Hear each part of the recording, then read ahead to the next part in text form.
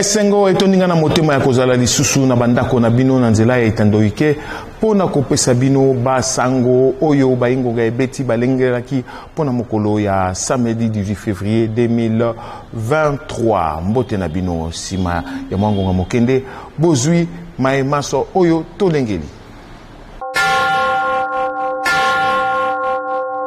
Tata Mokonzi Ekolo Félix Antoine Tshisekedi Tshilombo azali bongo ko participer na mini sommet spécial ya ba pays membre ya EAC wapi babakisaki Ekolo Angola na kati bazali bongo ko solola na o Italie bongo situation sécuritaire na Congo démocratique mini sommet oyo efungwamaki mokolo ya vendredi 17 février 2023 na Addis Abeba tozwami wana na ekolo Éthiopie wapi Tata Mokonzi akendaki pona ko participer na 36e assemblée générale ya ba chef d'état pe ba chef ya gouvernement ya Union africaine oyo kofungwama bongo mokolo ya samedi 18 février 2023 oyo tozali bolanda.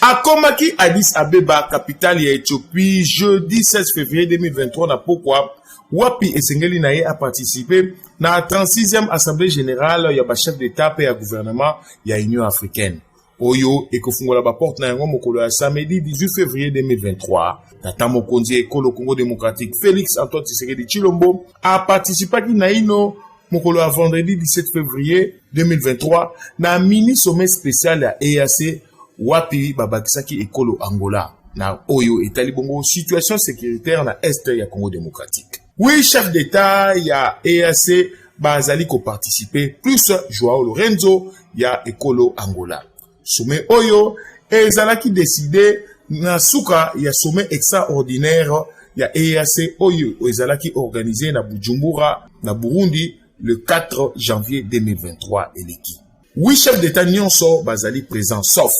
Yoweri Museveni ya Uganda oyo azalaki bongo représenté na ministre na ye moko pe Salva Kiir ya Sud Soudan. Ba discours mi balende efungolaki masolo oyo. Yambo discours ya Joao Lorenzo lokola médiateur oyo Union africaine eponaki pona la crise na Congo démocratique pe Evariste Ndayishimiye président en exercice ya EAC. Ba tata ba continuer so oyo mibale ba reconnaître était situation na est ya Congo démocratique ezali mabe penza. Kasi bango mibale ba pesi ba ordre du jour différent topé ba ordre du jour ekesani. Pona Joao Lorenzo esengeli ko discuter autour ya botingami ya ba M23 na Congo démocratique pe financement na bango. Pona Ndayishimiye esengeli basala mécanisme moko elongo pona suivi pe évaluation ya situation. Ba discussion yango ezali bongo kokoba na salle Julius Nyerere na siège ya Union africaine kuna na Addis Abeba pe communiqué final ezali kozela mabongo makasi. Sima ba chef d'état ba kobaki ba discussion na bango na état de situation sécuritaire na Congo démocratique na réunion moko monene ya conseil de paix et sécurité ya Union africaine nyonso na bokambami ya président ya Afrique du Sud Cyril Ramaphosa. Réunion oyo epesaki nzela na médiateur oyo Union africaine eponaki pona crise yango tolobi Joao Lorenzo président ya Angola apesa ba résultat ya mission na ye. Tata Mokonzi Félix Antoine Tshisekedi Tshilombo azwaki pe maloba lokola président ya CEAC pe président ya Ekolo oyo bazali kolobela to pe oyo bazali kovandela na masolo. Ba résultat ya réunion oyo pe ya monene ezali kozelama makasi. Ngonga ebeti. Sima ya mini sommet spécial ya ba pays membre ya EAC élargi na Ekolo Angola pour na situation sécuritaire na est ya Congo démocratique. Vice-premier ministre pe ministre ya ba affaires étrangères mwana mboka Christophe Lutundula Apala abetsa kingonga pour na kotalisa ndenge masolo elekaki. Bolanda. C'était une réunion d'évaluation. Il y a eu Luanda novembre. Il y a eu également Washington décembre, et puis dernièrement, le 4 février, Bujumbura. Et une série de décisions qui ont été prises. Et il fallait que les chefs d'État de l'EAC et le président Lorenzo, qui lui, comme vous le savez, représente, si vous voulez, l'Union africaine dans la gestion des dossiers, il fallait qu'ils se retrouvent, heureusement, à la faveur de réunion ordinaire statutaire de l'Union africaine pour évaluer la situation sur le terrain et procéder, le cas échéant, aux ajustements. Je crois que nous avons discuté. Franchement, le chef de l'État n'a pas pris, si vous voulez, 4 chemins. Il a posé les problèmes réels. Le Rwanda, l'M23, qui se moque éperdument de la communauté internationale, de l'EAC, des chefs d'État qui se réunissent, qui prennent des décisions. Et les chefs d'État, le président de la République, le président Tshisekedi, n'a pas mâché ses mots. Il faut condamner, il faut sanctionner et il faut absolument que les M23 cessent les hostilités contre les FARDC, les troupes de la MONUSCO, se retirent. Il faut que nos compatriotes retrouvent leur domicile de manière que, à travers toutes ces mesures, ces actions, y compris la cessation du soutien du Rwanda au M23 et la présence de ces troupes en territoire congolais. Donc, dès lors que tous ces éléments sont réalisés, on peut dire que la voie est vraiment déblayée pour la continuation de manière constructive des consultations que le président a amorcées. Et pour aussi qu'au niveau régional, les gens se parlent en toute franchise, de manière à planter les décors, les piliers d'une paix durable. Voilà comment le président s'est exprimé, mais avec beaucoup de fermeté. Et bon, on a réagi également, je ne reviens pas sur ça. Il y a un communiqué qui va sortir demain, mais moi je pense que les éléments essentiels de ce communiqué, c'est qu'on a réaffirmé la nécessité d'appliquer tout ce qui a été convenu, et tout le monde a constaté, même le Rwanda, qu'on n'a pas appliqué les recommandations, les prescrits de Nairobi, de Luanda, particulièrement le communiqué final du mini-sommet du 23 novembre à Luanda. Ça, c'est le premier élément, ce constat qui est unanime. Deuxièmement, tout le monde considère qu'il faut absolument que l'M23 cesse les hostilités, se retire. Évidemment, le Rwanda a sa compréhension, et que par la suite, on puisse réunir les conditions de cantonnement. Tout le monde est d'accord également qu'il faut renforcer la force régionale, tant dans sa composition, le nombre des militaires qui sont déployés, que dans sa mission. Et pour nous, la mission, c'est la mission originelle, qui est celle de forcer toutes les forces négatives, et en particulier les 1-23 qui posent plus de problèmes aujourd'hui, je dis bien forcer à déposer des armes et à s'inscrire dans la dynamique de paix. Un élément qui est nouveau, parce que tout cela on a déjà entendu, c'est que les chefs d'État se sont mis d'accord cette fois-ci pour que le président Lourenço notifie les décisions du sommet des chefs d'État au M23 et leur fasse comprendre que si ce n'est pas exécuté, ils n'auront qu'à s'apprendre à eux-mêmes, et dans cette tâche, il va travailler en collaboration avec le président Uhuru. Ça, c'est une nouveauté qu'il faut noter. Tozongi na Congo démocratique mingi na Kisasa wapi numéro 1 ya chambre basse ya parlement mwana mboka Christophe Mbosoko da Kwanga akendaki bongo na ambassade ya ekolo Turquie na Congo démocratique wapi akendaki ko lendisa ambassadeur ya ekolo Turquie awana mboka ya Simo Kimbangu ko landisama na situation ya tremblement de terre oyo esekuwa kibongo ndambo ya ekolo Turquie mikolo meuti bongo koleka bolanda Irene Bulembi ndenga beti ngoka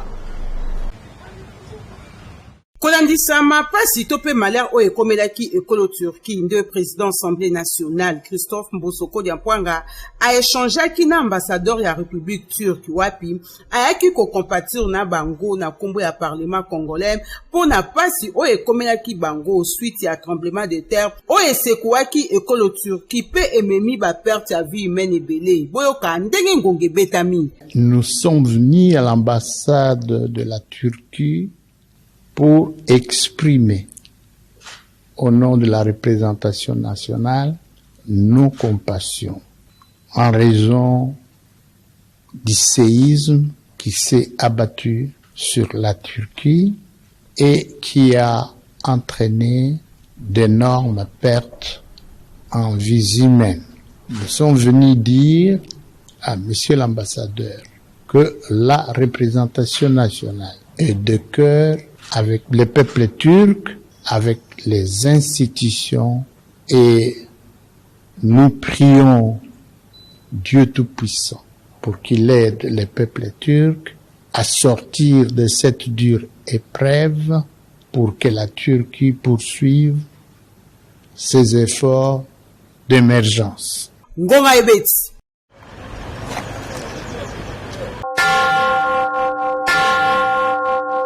Conférence ya ba chef d'établissement bazali bongo benga ba syndicaliste pe ba association nyonso ya ba la kisito pe ya ba enseignant ba ko bongo suspendre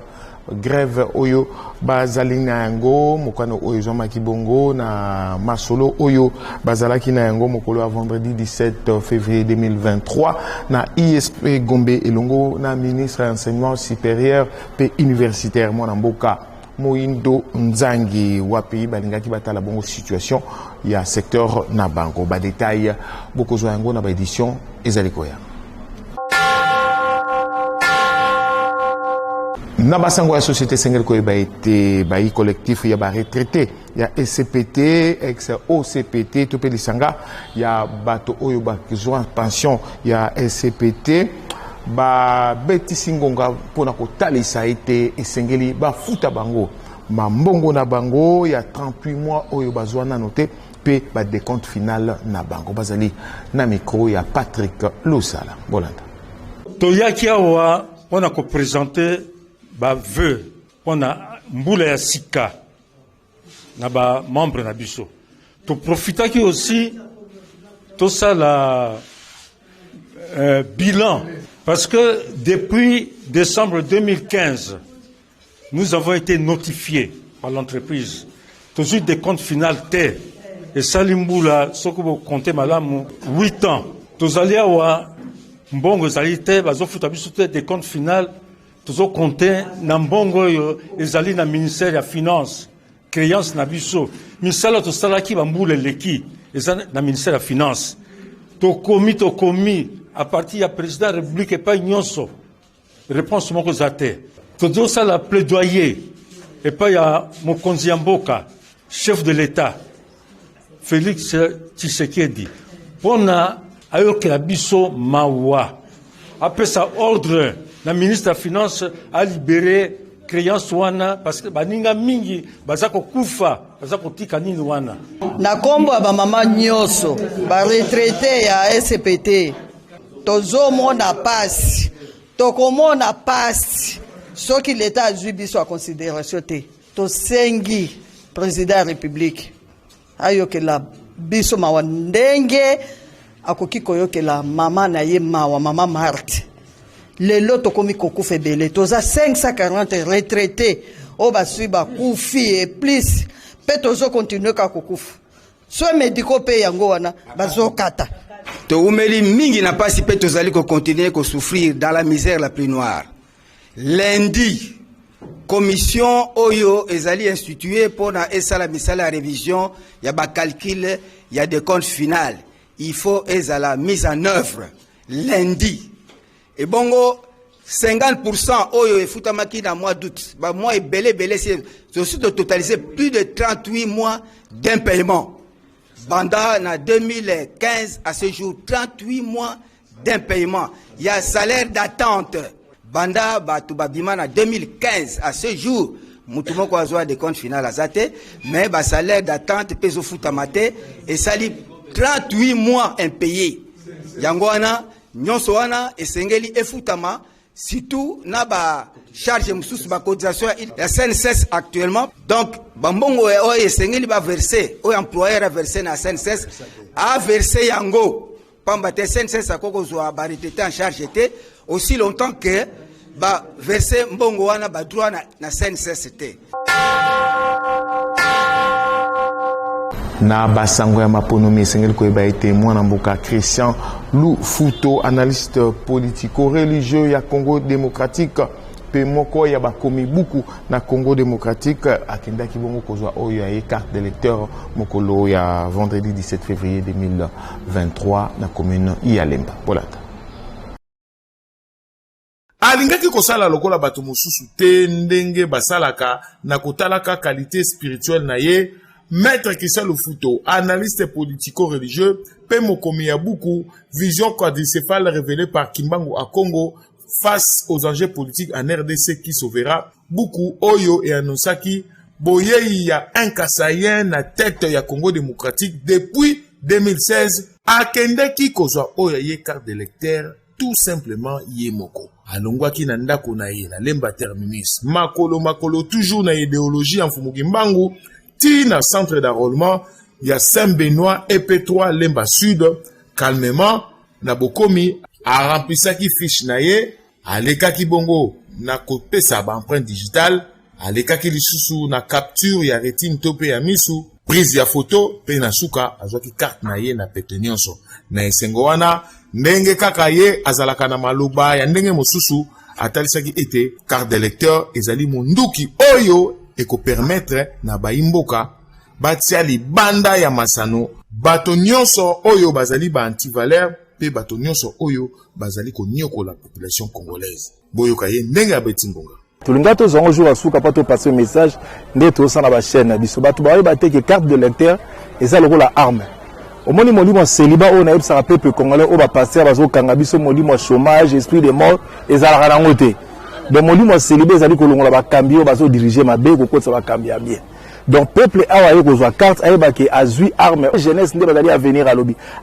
za okota ba institution té à venir à lobby bazali ko bato bazali compétent les personnes compétentes au ba rediriger Congo lobby liboso ba opesa solution na bango donc mutuno soit réfléchir positivement ceux qui te voter ma beturo yo et ndiko la kisake to poni molimo à chômage te poni molimo à célibat te poni esprit de mort donc message oyo to kotambisa yango na canal qui les alliés sensibiliser sa jeunesse et zaka ke ba jusqu'au arme oyo et ko pesa solution na Congo na mikolo koya ngonga ebeti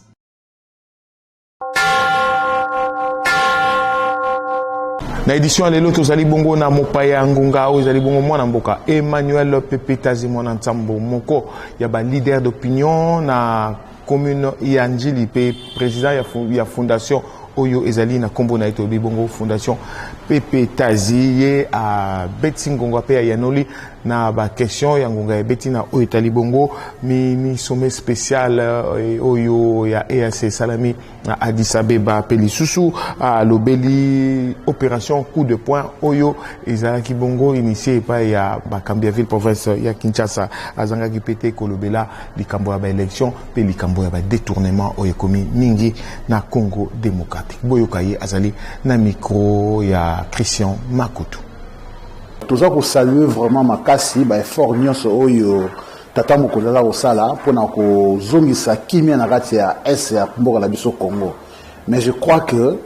avant que tata mokolala azokende wana po azosala oya ko sala mais biso na kati ya Congo pe tozana oya ko sala surtout na parlement et na assemblée nationale précisément ngana ko interpeller nanu mwana mboka Mboso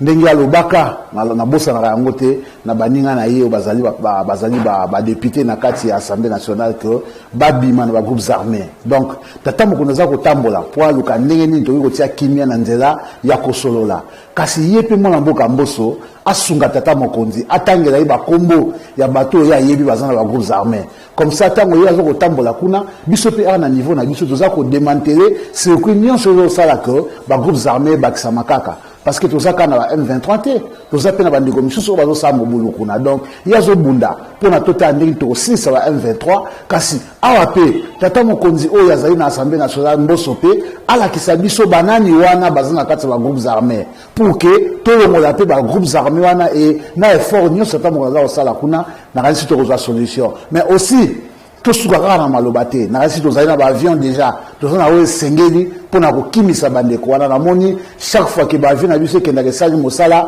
bango balekaka na écran pour na kolela balekaka na etando baleli ke na to bomi ba civil kasi to ba civil te parce que tant bango bakotaka na bamboka ba civil na biso ba congolais nyonso babimaka na mboka na bakimaka mosika donc o to bomaka ezaka mingi nde bato bazotia mobulu na mboka donc to saluer ba effort wana mais to sengi pe na ndeko mboso ala kisabiso ba ya lo baki bazala ba groupes armés pour na to banda pe ko sanctionner bato wana pe to si ça ba groupes armés o elosa mobulu kuna na kata est. En tout cas ngai naza partiellement d'accord na bango parce que constitution ya ba groupes armés wana oyeye pona esunga biso na kanisi tata mokonzi auti ko lobango sumba la sima na yebaki boye po bosala offensive na biso ça dit bosunga biso pona to bengana kasi bino boza kotala pamba boza kobunda te tina na bino ezanini na kanisi tata mokonzi pa lobaki ongapi na zona même avis parce que les autres ba ko différencier ba M23 na ba EACT soki totali na bilongi na bango tokomona ke baza presque bato moko nini ego monisa biso ke bao bazali kuna baza ba Rwandais te baza ba Ougandais te oyo batiaka déjà des autres na kata mboka na biso ngana kanisi soki tozwi solution ya malamu te na bango soki bali ko bunda lisanga na ba soda oyo ya biso ya FRDC te esengeli na bango bazonga esika bautaki pe toluka banani bali kosunga biso soki tozana besoin de sungi mpona tobenga na ba M23 na kata mboka na biso. Bon, ngai na saluer opération wana parce que il faut que deux gens soient en ligne pour banzela et comment mike eza ko causer d'accident et belé na nzela ya monene parce que bato batie ba boutique batie banganda basali bato bayibi mingi na kati ya Congo bayibi banzela bayibi espace ya l'état kasi eloko moko to kosenga parce que ezali mboka bato wana pe bazali ba congolais bazana droit ya vie toza kosenga na bangonde ba pesa bango même avis il y a 2 semaines au moins bayebi ete bakoya ko buka awa balongola babiloko na bango et puis ndenge olobi kaka ezala kona moto nyonso parce que loi ezalaka ya moto moko te ezalaka ya groupe ya bato moko te loi ezalaka likolo ya bato tout la loi doit être impartielle donc ce qui ezali bongo malamu parce que soko otali na bandisa bazo kobuka omona ke misusu ezali misusu ebuka na honte donc tant bazo kosala ngo basala ngo pour bato nyonso to mona ki ndenge ni mwana mboka Jekoko abandaki esika na ye moko kasi na bandisa tu bazo koleka ezana ba o batikali na moni e para biso na njili yawa bango bayeke kasi bourgmestre amelai ko buka na Saint-Thérèse ka eto kuti bato misusu bazali kaka puis bato misusu bazali peka libanda donc tant bazo kosala yango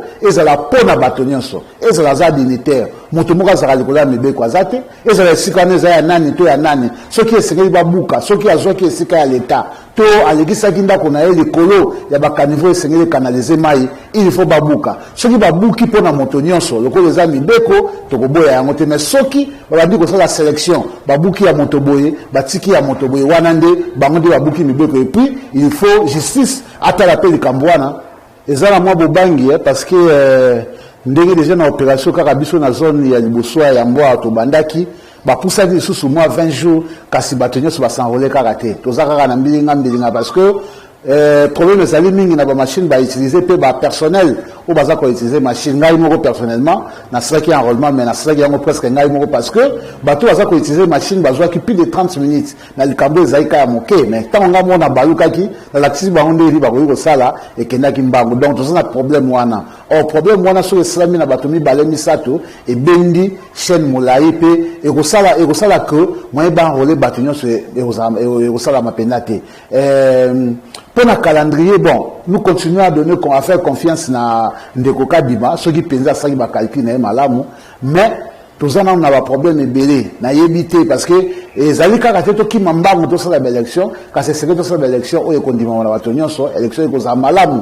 pour n'emballer yambo peut-être parce que tu vives ma cambo belé, na élection depuis to bandi, que ça la moi exercice wana. Donc, tu ressens un Ndeko Kadima, tondimi oya lobi tondimi calendrier na ekasi alakisa biso penati na suka que calendrier wana yo effectif et que ba enrôlement les gens salama parce que siko ba komi na est et sika mobulu ezali kuna est-ce que ba s'enrôler réellement est-ce que vous en a contrôle ya banani baza ko s'enrôler parce que crainte ezali to monde ba dénonciation de qui moi ebele bato ba moni bande komissus na machine ba kena on ndako pona basala ba enrôlement moko na ndako ebanité na banani to monde bande komissus baza ko futa ba mbongo ya mituka ba mema ba outi ki sasa ba kena on a Congo central pour ne pas s'enrôler et ça m'a quand même belé ou singeli base en contrôle pour que cette fois-ci au moins ceux qui ont ma ponami bato baloba lisusu te soki bato bakoloba mpona bapoli to bazwi babimi te kasi ezala ya koloba ya solo kasi ezala teke parce que ndeko kadima lisusu asali baélection na ye na ndenge ya malamu te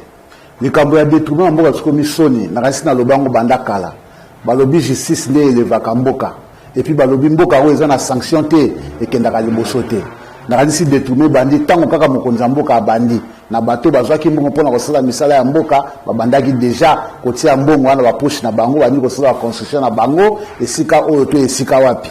alors nga nasengaka toujours que sanction oyo babandaki nango tosepelaki to tomoni IGF aye bandi kosala bainterpellation bana mboka ebele bakendaki na boloko kasi bango nyonso bakendaki na boloko babima eloko nde oyo yesi susu détourné makasi yango wana parce que ndeko nyonso esika azali aza kosala na misala ya l'État ndeko nyonso azali na institution ayebi ke soki lelo nazwi 50 millions po malheureusement na mboka na biso todétournaka $10,000 te todétournaka $1,000 te ezalaka bamillion ebele bamillion oyo ezangaka biso mpona tosoma babato kasi bandeko bazwa yango batila bapoche na bango soki bakomi mpenza ntango basali ya interpellation ntango bafundi bandeko boye badétourné IGF alakisi biso na polele eke bandeko boye bazwibi mbongo eke tokangi bandeko wana fo bafana na boloko tobotola mbongo bayibaki tokanga biloko bango basombaki wana ozala exemple ya malamu mpona bato bayaka na nsima bakomeka lisusu kosala mbongo te kasi mpona ndeko na biso Martin bakole oyo auti kozwa 100,000 ngai napesi ye faute mingi te parce que nayebi ete ndeko na biso c'est vrai aza kodéfendre couleur ya mboka kuna na boxe international ndeko alobaki na biso ke aza na combat aza kopréparer c'est bien eza mabe te kasi je crois que ministère eza na baservice ebele ministère il faut travailler mpe ntiza mona fédération mpo fédération ya boxe ezali ntango ndeko apesaki information wana est ce que ministère na biso avérifiaki na baetando oyo ya libanda mpo ayeba réellement soki ndeko bakole azali na bitumba oyo ezali le 4 mars ya solo na ndimi teke avérifie parce que partout nakanisi bakomaki eloko moko te kazali na bitumba akozala na bitumba kasi mokolo eyebani te et puis est ce que ministère associaki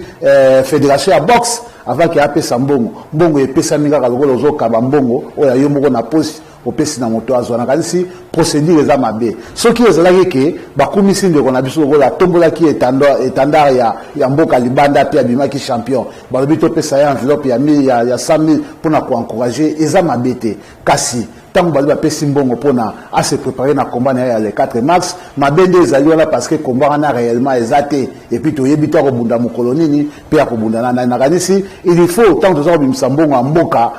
toleka na baprocédure nyonso esengeli pour ke ntango mbongo wana ekobima eyeba kose justifie bato mpe bayimayima te parce que biso te toza na droit toyeba ndenge nini toboniboni mbongo na biso ya mboka eza kosalelama epai ya bandeko ndenge nini baza kobimisa yango mpe il faut balakisa biso toujours babisaki yango mpona ntina nini biso mpe tondima ntina wana bon nakosenga kaka na bandeko na biso ya ntango en général mpe ya njili en particulier que tobandi si todéclenché processus ya baélection ya mbula oyo tokosala na décembre 2023 nansi tolelaka toleli yango oyo 4 ans mpe 5 ans eza kokoka bandeko bakendaki kasi tomoni barésultat te tomoni mpe bapaya oyo bayaki bazwi bayibi biso baesika awa kasi bakendaki tomoni mpe barésultat eloko te tozobunda tolembaki te banda ntango wana malgré badéception tozokoni kobunda mpo na njili bomoni barésultat bomoni nzela ya sekomafe esalami bomoni bachangement esalami ebele même na baniveau ya direction ya commune na biso kasi tofongola miso parce que baélection eza koya lisusu etumbala oyo ekozala su matata mpo tomoni déjà pré-campagne kaka na période oyo toza kokende kosenrole donc tokeba tofongola biso toyeba nani aza nani mpe toyeba nani esengeli topona nalobi te ke bopona nga moko parce que ngai moko nakokoka te mpo il faut 18 sièges na assemblée nationale mpo na ntango il faut topona bato ebele kasi toyeba nani tokopona surtout toevite bapaya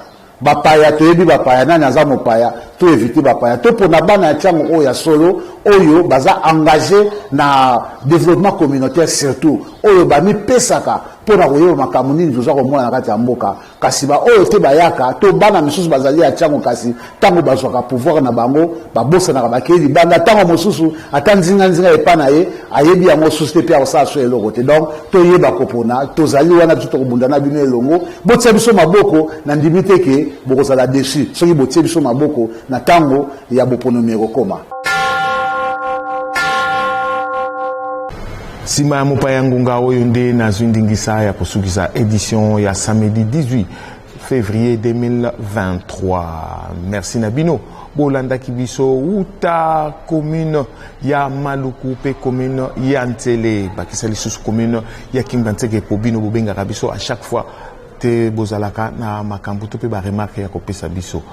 Nasima caméra ezaki bongo mwana boka Patrick Kalusa la montage esimbamaki na TD Agwana pe édition ezalaki assuré na Irène Boulembi. Régie finale assuré na Samson Ilunga. Mokolo ya lundi nde bokutani na mifika na mboma wakopesa bino basango mosusu ya ngonga ebeti boboto omabota mabini.